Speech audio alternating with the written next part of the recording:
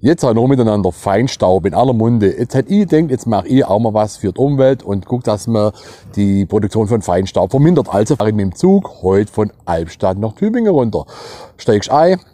Der Zug hält ja wirklich an Stelle, da gibt's gar keine Haltestelle, der hält alle paar hundert Meter. Also am Anfang stehst du am Eingang, auf einmal schiebt's immer weiter hinter. Irgendwann ist da so eingängig da. Natürlich, wenn ich sage, hübsche junge Frau neben der steht, wäre das jetzt gar nicht mal so unattraktiv. Aber ich muss ehrlich sagen, da stehst du so eng. Das ist so eng, da kannst du, das ist zu eng, um erregt zu werden. Axel hat mal wieder Pech gehabt und schon nehmen so einen bärtigen Mann. Jetzt habe ich meine Lesebrille noch drauf gehabt, weil ich ja den Fahrplan vorher angeguckt habe. Jetzt habe ich die Brille auf und jetzt steht er mit seinem Bart vor mir und ich muss euch sagen, in diesem Bad habe ich die komplette Lebensgeschichte, die ganze komplette kulinarische Lebensgeschichte dieses Mannes gesehen. Da waren Essensreste drin. Bestimmt hat er da, ich war dann das Essen drin von seinem 18. Geburtstag. Egal wie. Jetzt haben die Lesebrillen aufgegeben. Mir war es langweilig, war durch. Jetzt zähle ich die Mitesser auf der Nase von meinen Mitreisenden. Die Mitesser. Jetzt hockst du also drin und die jungen Leute, die hocken da und spielen am Handy rum. Die machen Platz für einen alten 50-jährigen Mann.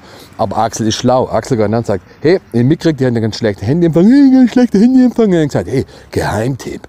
Ganget 4 in der ersten Wagen, 4 zum Lokomotivführer, der hat immer das beste WLAN. Die 2 hat sich durchgedruckt, sind 4 gegangen und dachte, hockt dann da. Da muss ich ehrlich sagen, also die Gerüche oben waren ja schon schlimm genug. Also da um diese Gerüche, weil du da oben riechst, da beneidet dich wirklich jeder Gerichtsmediziner. Jetzt hockst du da unten, jetzt wird sie besser, jetzt hockst du auf der Höhe der Geschlechtsteile und diesen anderen Körperteilen deiner Mitreisenden. Diese Gerüche sind nicht beschreibbar, nicht beschreibbar. Also, jetzt hockst du da hin und denkst, ja gut, wie wir am Anfang gesagt haben, Axel macht das Zugfahren ja nur, um auf Feinstaub zu verzichten.